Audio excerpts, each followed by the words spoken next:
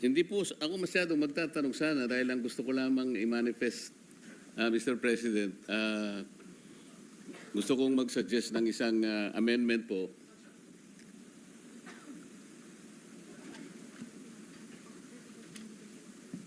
Nakita ko po kasi yung ating NEP, ang budget po ng High Value Crops Development Program ay 2.103 billion. Ngayon po sa HGAB po, Mr. President, nadagdagan po ng 50 million, so naging 2.153 billion. Yung atin pong Senate Comprehensive Committee Report ay nagdagdag po ng 440 million. So ang total budget po ay 2.593 billion pesos. Alam po ninyo, Mr. President, dahil po sa aking paniwala na ang high value crops po ay napakalaki ng potential for export.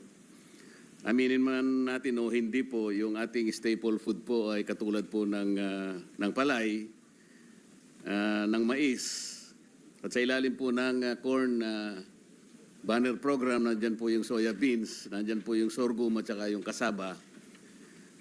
Pero talagang kahit anong pilit po ang gawin natin sapagkat napakarami nga pong problema na sangkot dito sa ating mga staple crops. Siguro matagal na panahon po ang ating gugugulin para makita natin yung liwanag na makapag-export tayo. Ngunit sa high value crops, Mr. President, katulad po ng yung okra. Ngayon po ay isang malaking potential po yan. Yung avocado, lalo na po yung Hass variety, Mr. President. Yung ating mangga, yung ating durian, saging at saka pineapple. Nakikita ko po ang oportunidad para tayo makabawi sa ating agricultural sector. Kaya ang gusto ko po sana, isa sa pamamaraan ay dagdagan na po talaga natin. Ang nakita ko pong fiscal space, Mr. President, dalawa po yung FMR sa ilalim po ng DA ay 16 billion po ang aking nakikita. Ayaw ko naman pong galawin sana yon sapagkat maaaring kailangan natin ang farm to market roads. Maliban na lamang po kung may nakasingit na ghost projects dito. At baka hindi tuloy ang maging safe naman dito si Senator Jinggoy. Kaya ayaw ko na pong galawin doon. Meron po ako nakita pong isa pang fiscal space, Mr. President, yung pong tupad sa ilalim ng DOLE, 13 billion po. Dahil nga po ito naman po, hindi ko ikinakaila na sa mga susunod na panahon sana ay ma-take up na po natin yung aming panukala na unti-unti na po nating alisin yung mga subsidies na yan sapagkat hindi ko po nakikita yung transitioning, yung pagiging progresibo ng mga nakakatanggap nito. Nakakalungkot na marami po tayong nalulustay na pera, ngunit wala naman tayong makita na giniginhawa po nung nakatatanggap nitong mga ayuda. Napakarami po nito 2025 lamang po kinuwenta ko po yung AIX, yung TUPAD, yung AKAP, yung MAIP, at saka yung 4-piece, 194 billion pesos. Kaya po nag-propose po kami ng ibang kaparaanan. Dahil po dyan ay mas gusto ko pong kunin yung karagdagan na pinipilit ko sanang idagdag sa high value crops. Yung 13 billion po ng TUPAD, kukunin ko po yung 3 billion. Ito po yung idadagdag ko po na budget ng high value crops. Sa aking paniwala po na meron po tayong pag-asa na makapag-export kung ito po ang ating bibigyan ng pansin. Sa konti ko pong magagawa, nung isang araw, buong pagmamalaki ko po na binayber kay Secretary Kiko Laurel, yung aking pong konting ginagawa para tulungan po yung efforts ng DA sa ngalan po ng pagsisinop ng ating pagkaing pangkabuhayan. Nakita naman po ni Secretary Kiko kung paano ko po pinagmamalaki sa kanya po yung mga lettuce na naitanim ko po. At pati siya bumili po ng konti yata. Sabi niya, wow, galing. Tama po ba yung aking sinasabi, Mr. President? So, bago po ako nag-manifest, Mr. President, kinausap ko na po yung chairman. Wala naman po siyang tutol dito. Nakita niya rin po siguro yung kagustuhan nating lahat. Kahit na ganito po yung very lethargic po yung ating agricultural sector dahil nga po sa napakalaking problema. Ngunit, meron naman tayong nakikita na pwede nating pagtulungan kahit papano, unti-unti ay makabawi-bawi po tayo. Yan po yung aking suggestion po, Mr. President.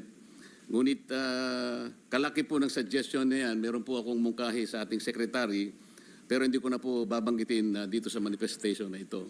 Siya na po ang bahalang gumawa ng aksyon kung papayag po siya doon sa kondisyon na aking pong minumungkahi para po sa ganun ay yung karagdagang budget kung papayagan po nating lahat ay makatulong din po yung kondisyon na akin pong isinasuggest sa ating Secretary of Agriculture. Maraming salamat po, Mr. President.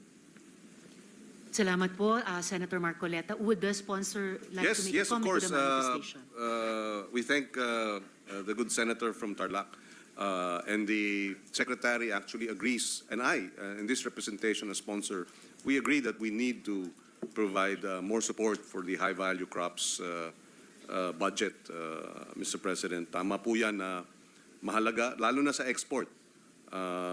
Importanteng pagkakataon na madagdagan ang kita ng ating local industry by way of exports, high-value crops. Ang tawag din ng high-value crops, may subsector yan na cash crops. Kasi mabilisan. Halimbawa, ang palay, mataas na yung 30 pesos a kilo after planting it and harvesting it for 4 months, 3 months, 3 weeks, and 3 days. At sa halagang 15 to 20 to 30 pesos a kilo.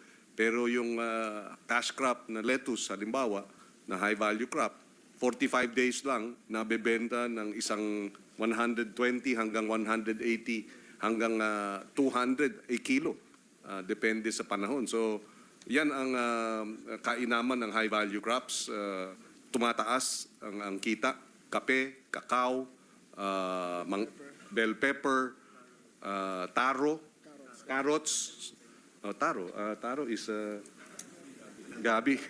Gabi and yes, carrots. So tama po yan. And at the period of amendments, if the good Senator Marcoleta will come up with the proposal, we will discuss this and see how we can include it sa ating approval on second reading. Maraming salamat.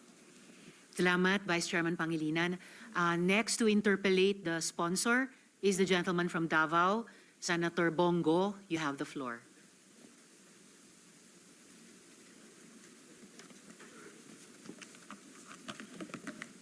Thank you, Mr. President.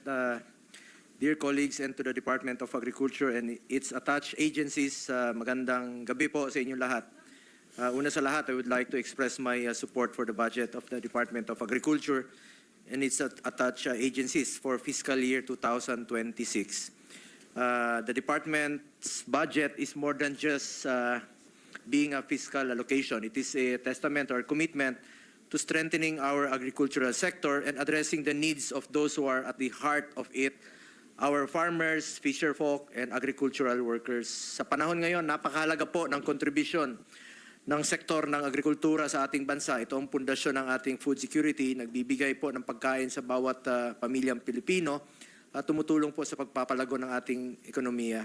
Mr. President, in the previous hearings of the Committee on Agriculture, it was reported that our farmers continue to face the plight of collapsing incomes with farm gate prices often falling below production costs, largely due to the